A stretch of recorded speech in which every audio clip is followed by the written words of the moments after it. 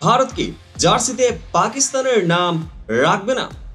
আর এক যুগ পর রঞ্জিতে কোহলির ফেরা কি কোনো বিশেষ কারণের ইঙ্গিত দিচ্ছে?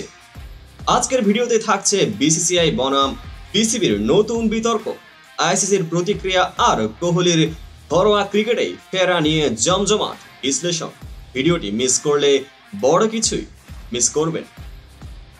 দুই চির প্রতিদ্বন্দ্বী ভারত পাকিস্তান মানে মাঠের বাইরেও উত্তেজনা। এবার সেই উত্তেজনা আরো এক ধাপ এগিয়ে নিয়ে গেছে জার্সি বিতর্ক।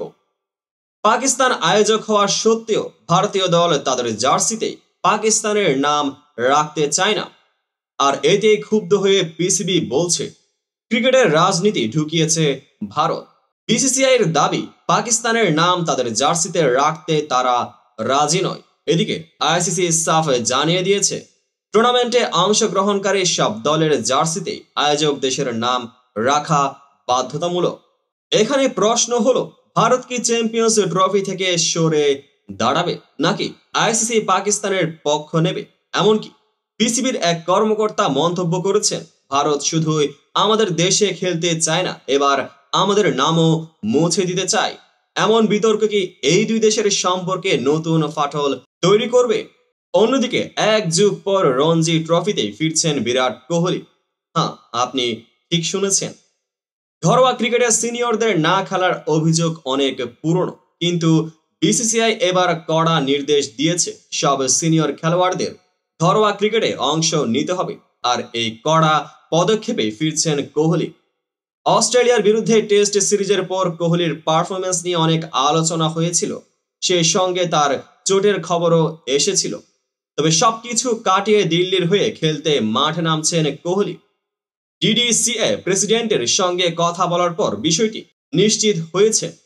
ভাবুন তো, একদিকে কোহলির মতো সুপারস্টার রঞ্জিতে খেলছেন, অন্যদিকে তার টিমমেটরা হয়তো চিন্তা করছে রঞ্জির ট্রফি জিততে গেলে আমাদের বিরাটকে কিভাবে সামলাবো।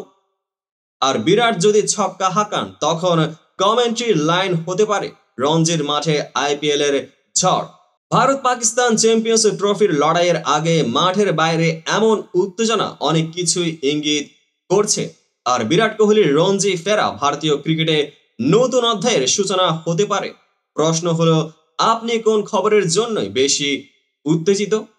চ্যাম্পিয়ন্স ট্রফির হাই ভোল্টেজ ম্যাচ নাকি রঞ্জিতে বিরাটের পারফরমেন্স? ভিডিওটি ভালো লাগলে লাইক দিন, শেয়ার করুন আর কমেন্টে জানান আপনার মতামত কি। ভারত পাকিস্তানের এই বিতর্কে কার অবস্থান সঠিক? আর কোহলি রঞ্জি ফেরা নিয়ে আপনার প্রত্যাশা কি?